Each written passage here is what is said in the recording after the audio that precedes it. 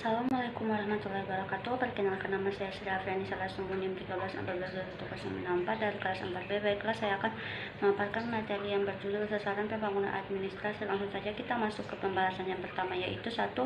Sasaran pembangunan administrasi. Sasaran pembangunan administrasi berkaitan dengan peningkatan efisiensi, efektivitas, dan kualitas pengelolaan administrasi dalam suatu organisasi atau lembaga. Sasaran ini bertujuan untuk meningkatkan kinerja dan hasil kerja dalam konteks administratif. Berikut adalah beberapa sasaran umum dalam pembangunan administrasi. 1. Peningkatan efisiensi.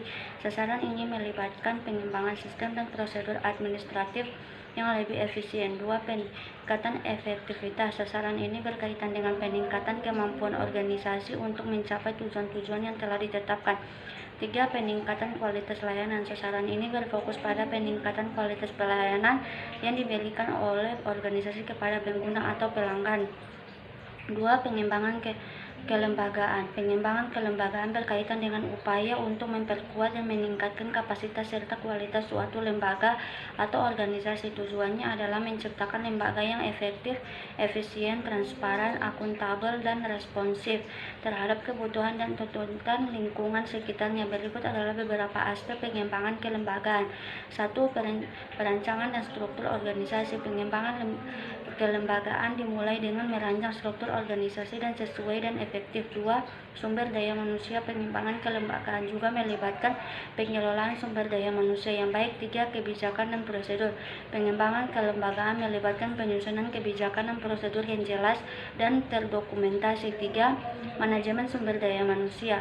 Manajemen sumber daya manusia atau HRM adalah pendekatan strategis dalam mengelola tenaga kerja atau sumber daya manusia dalam suatu organisasi. Tujuannya adalah memastikan bahwa organisasi memiliki tenaga kerja yang berkualitas, terampil yang dapat berkontribusi secara efektif dalam mencapai tujuan organisasi. Berikut adalah beberapa aspek yang tercakup dalam manajemen sumber daya manusia. 1. Perencanaan sumber daya manusia melibatkan identifikasi kebutuhan tenaga kerja di masa depan berdasarkan tujuan organisasi. 2. Rekrutmen dan seleksi.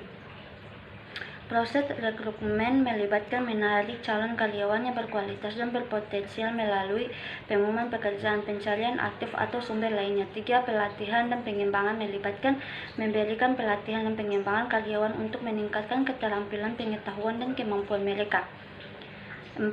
Pengembangan kemampuan. Pengembangan kemampuan adalah proses meningkatkan pengetahuan, keterampilan, dan kompetensi individu untuk meningkatkan kinerja mereka dalam peran atau pekerjaan tertentu.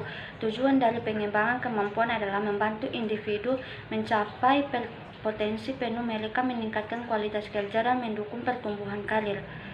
5. Pengembangan citra positif. Pengembangan citra positif melibatkan upaya untuk membangun perseptif yang baik dalam menguntungkan tentang individu, merek, produk, atau organisasi. Tujuannya adalah menciptakan kesan positif dan membangun kepercayaan serta reputasi yang baik di mata publik, pelanggan, atau pemangku kepentingan lainnya.